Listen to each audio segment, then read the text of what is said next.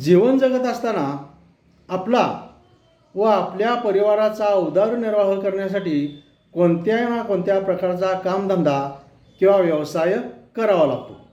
आता आपण व्यवसाय निवडताना कोणकोणते घटक महत्त्वाचे असतात ते पाहूया. पहिला घटक आहे बुद्धिमत्ता. बुद्धी ही निसर्गाची देणगी आहे. बुद्धीमध्ये फारसा बदल होत नाही. काहींची बुद्धी कुशाग्र असते, काहींची बुद्धी जेमतेम असते, तर काहींची बुद्धी मंद असते. तर आपल्या बुद्धिमत्तेनुसारच आपला व्यवसाय निवडावा, जेणेकरून त्या व्यवसायामध्ये जम बसेल. पुढचा घटक आहे शरीरयष्टी. आता शरीरयष्टी ही धडधाकट असणं गरजेचं आहे, त्याशिवाय व्यवसाय भरभराटीला येऊ शकणार नाही. नाजूक शरीराच्या व्यक्तीची बरीच शक्ती स्वतःचे शरीर स्वास्थ्य सांभाळण्यामध्ये खर्ची पडते. पुढचा घटक आहे विशेष अभियोग्यता. आता प्रत्येकाच्या अंगी वेगवेगळी विशेष कौशल्ये असतात. त्या कौशल्यांचा अभ्यास करूनच व्यवसाय निवडावा.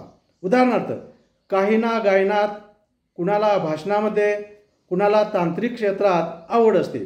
असे काही सुप्त गुण जाणूनच क्षेत्र निवडावे, जेणेकरून भविष्यातील धोके टळतील. पुढील घटक आहे शैक्षणिक प्रावीण्य. आता आपण आपली शैक्षणिक पात्रता पाहूनच व्यवसाय निवडावा. उदाहरणार्थ, मोठे व्यापारी बनायचे असेल तर पाढे किंवा गणिताचा अभ्यास असावा लागतो.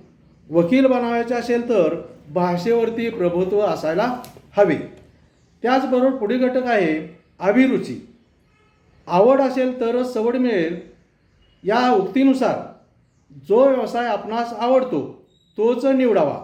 आवड नसेल तर मन लागणार नाही आणि त्यातून अपयश देखील येऊ शकते. पुढील घटक आहे व्यक्तिगत गुण. आता यामध्ये आत्मविश्वास, समाजशील वृत्ती, स्वावलंबन, विश्वासू वृत्ती, प्रामाणिकपणा, सहकार्याची भावना, उद्यमशीलता, भावनिक नियंत्रण आणि पुढाकार असे गुण असणे देखील गरजेचे आहे. पुढील घटक आहे आर्थिक स्थिती. आता व्यवसाय निवडत असताना आर्थिक पाठबळ गरजेचे असते. यामध्ये अर्थ किंवा पैसा किंवा भांडवल ही ज्वलंत भेडसावणारी समस्या असते, म्हणून आर्थिक कुवत पाहूनच व्यवसाय निवडावा. पुढील घटक आहे कौटुंबिक परिस्थिती. यामध्ये पालकांचे शिक्षण किती झालेले आहे, त्यांची स्थिती गरिबीची आहे की श्रीमंतीची आहे, त्यांचे बँकिंग आपल्याला मिळेल का, हे पाहूनच त्या ठिकाणी व्यवसाय निवडावेत.